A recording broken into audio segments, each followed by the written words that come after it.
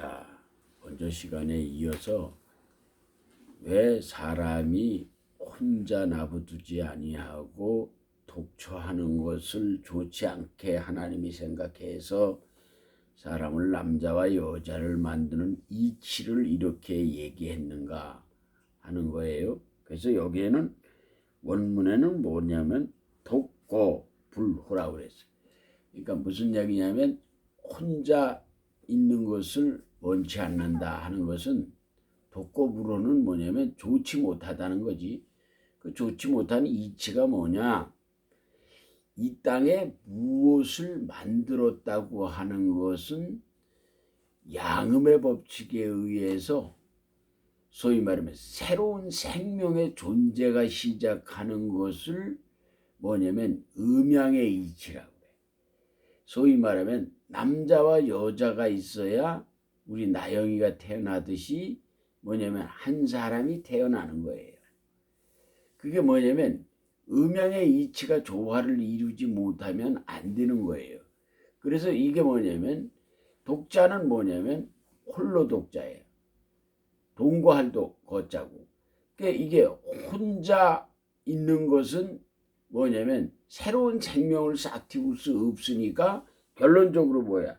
사람은 뭐를 만들어서 여자를 만들어서 한 새로운 생명의 씨앗을 시작하는 소위 말하면 인류가 이 땅에서 보여지는 존재물로서 영원할 수 있는 길은 새 생명을 싹 틔우는 것밖에 없다. 그래서 이 죽음이라고 하는 걸 통해서 새로운 생명을 만들어내는 이치는 뭐냐면 부모가 자식을 낳았을 때 그 생명이 연장되는 이치와 같은 거다 이 말이에요.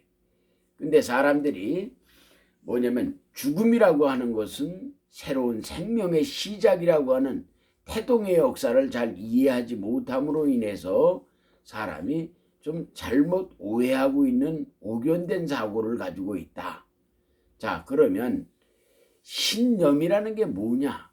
그럼 신앙이 뭐냐 하면은 내 생각이 믿고 있는 생각을 신념이라고 해. 믿고 있는 생각.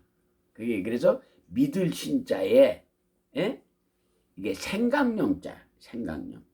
이게 신념이라. 그러니까 내가 믿고 있는 생각이 나의 신앙적 유산이 되는 거예요.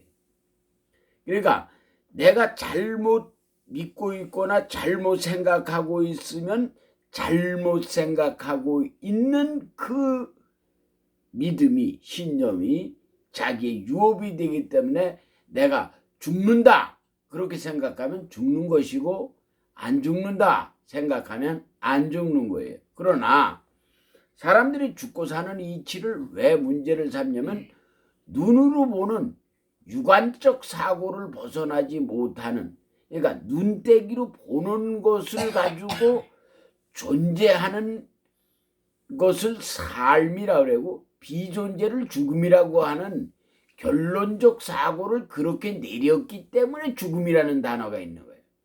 그렇지 않으면 죽음이라는 단어가 없는 거지. 근데 죽음이라고 하는 단어는 뭘 의미하는 거예요? 눈으로 육안적으로 보는 것과 보지 못하는 것에 기준점을 그렇게 내렸다고 하는 것은 뭐냐면 오늘날의 슬픈 현실이다 이런 얘기. 그러니까 신념을 어떻게 갖느냐가 그렇게 중요하다 이 말이에요. 사람은 어떤 생각을 갖냐? 죽어서 천국 간다.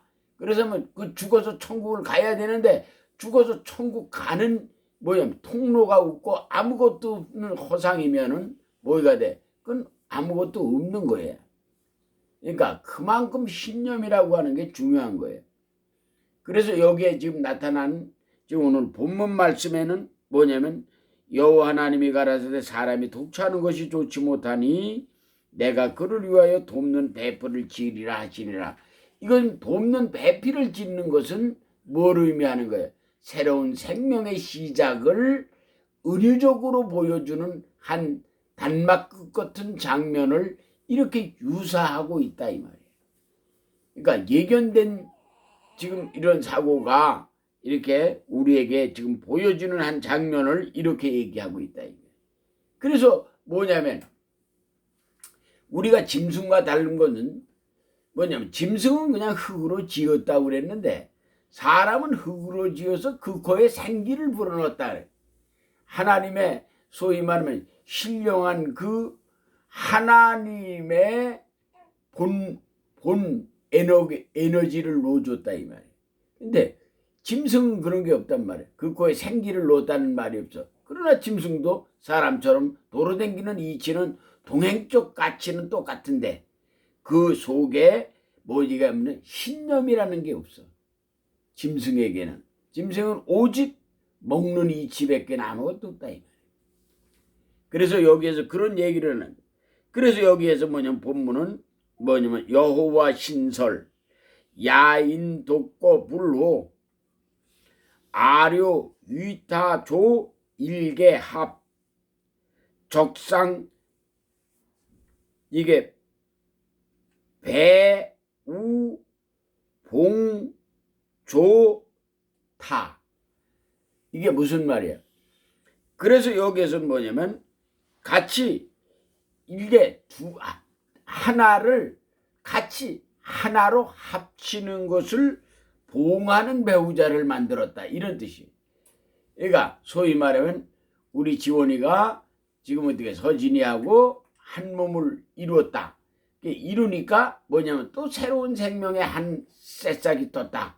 그런 이치를 그렇게 지금 묘사하고 있는 장면을 그렇게 지금 우리에게 가르쳐 주는 거예요. 그래서 여기서 흙으로 들짐승과 공중에 각종 새를 지었는데 뭐냐면 그 아담이 어떻게 이름을 짓나 그 이름은 이건 현실적 가치야. 그러니까 어떻게 얘기하느냐에 따라서 그 이름이 정해졌다.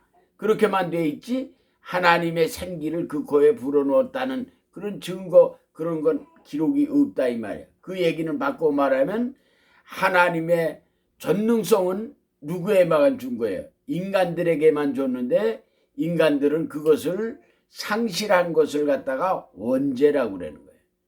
그래서 사람은 뭐냐면 유기적 사고를 뭐냐면 현실적으로 현실이 미래의 새로운 세계를 지향하는 큰 틀을 우리에게 제시해 주고 있는데 죽음과 삶이라고 하는 것이 뭐냐면 경계가 무너진 사건을 부활이라 그래. 부활이라는 게 다른 게 아니에요. 죽고 사는 게 없는 거예요. 부활이라고 하는 것은 뭐냐면 연속성을 그렇게 표현해놓은 말이다 이 말이에요. 그러니까 우리는 이 신앙의 신념이 흐트러지지 않게 꼭 잘 의미 있게 그렇게 하기를 간절히 바랍니다. 기도합니다. 좋으신 주님 고맙습니다. 허락하신 은혜와 섭리를 따라 이 한 시간에도 말씀을 귀하게 생각하고 믿음의 신념이 하나님께 영광이 되게 하옵소서. 예수님의 이름으로 간절히 기도하옵나이다. 아멘.